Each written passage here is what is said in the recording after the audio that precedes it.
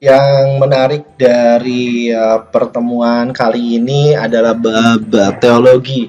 Wah, saya sangat antusias untuk mengkajinya. Mungkin karena kalau teman-teman pernah mendengar rekaman-rekaman saya sebelumnya mengenai potensi manusia, saya sering mengemukakan tentang kecerdasan majemuk, kecerdasan potensi manusia.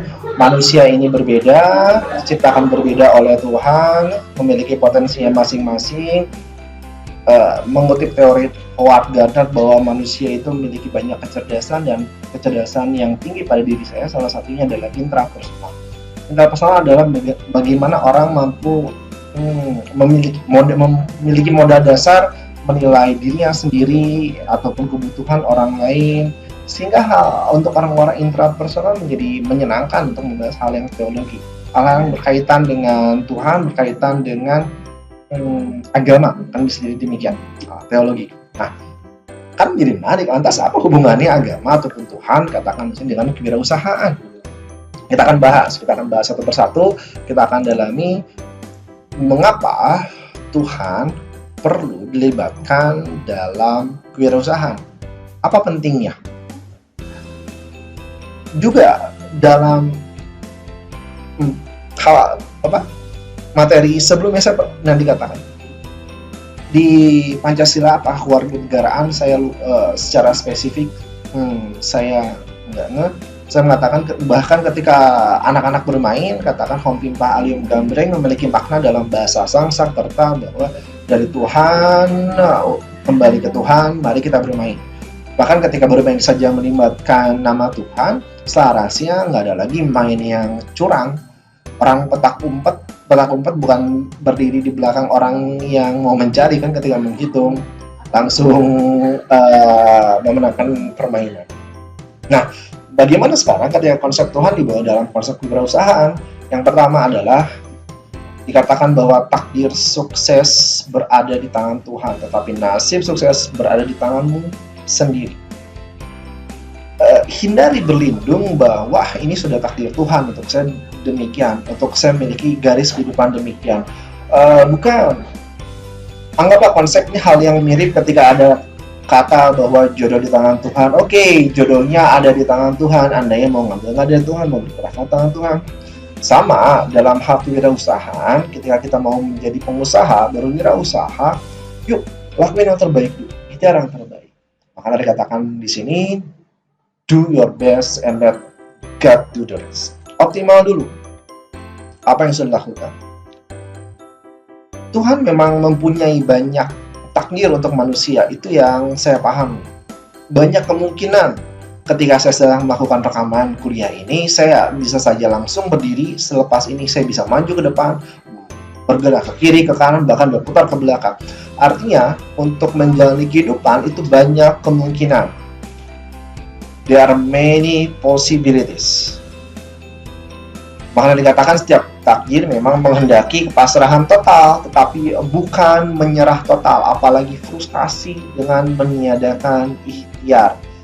Lakukan dulu secara optimal apa yang bisa dilakukan secara maksimal, lalu evaluasi ada di sana. Kemudian, yang perlu dipahami adalah ada yang berkata, saya tidak ingin hidup kaya, saya tidak ingin memiliki banyak uang, karena dikatakan bahwa ketika punya banyak uang, ketika kaya, saya lebih banyak cobaannya. Bukan itu, bagi saya itu konsep yang kurang tepat. Orang beragama pada fitrahnya dikatakan akan kaya.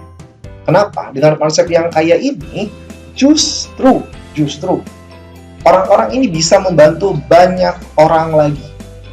Orang-orang ini bisa membantu banyak orang lagi.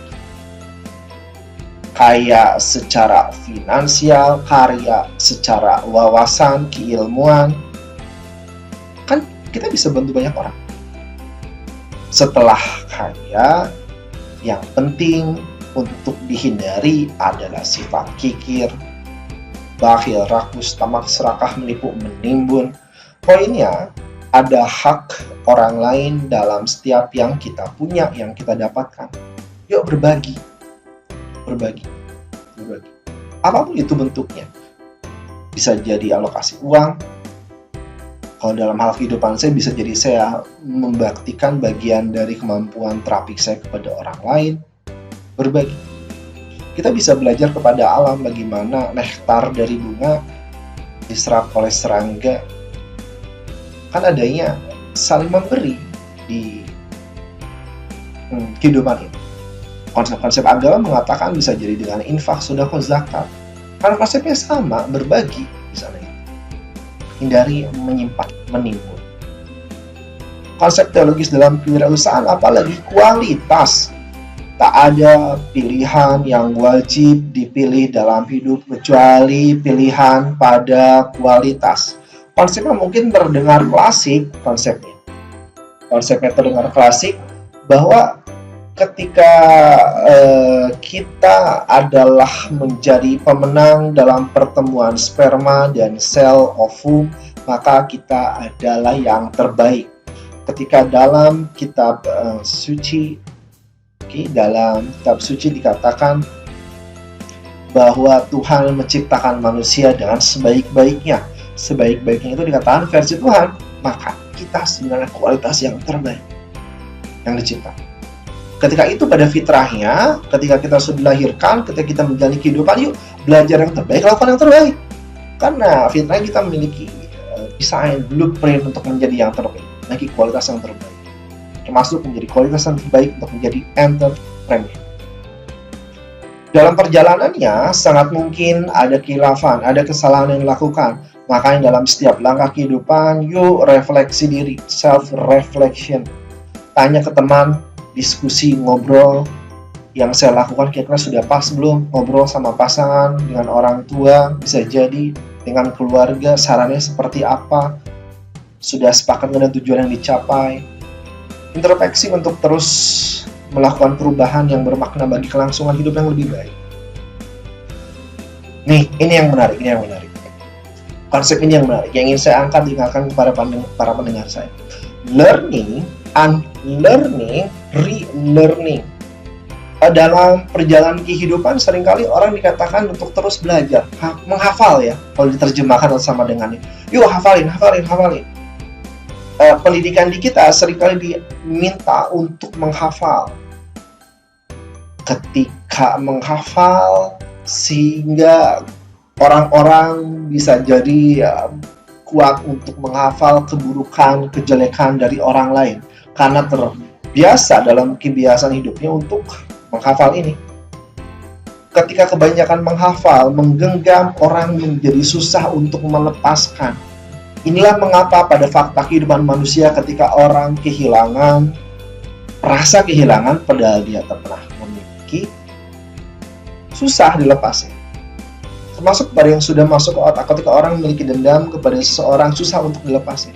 Karena tidak terbiasa untuk unlearning dan memiliki konsep pemandangan yang baru, pola pikir yang baru, relearning.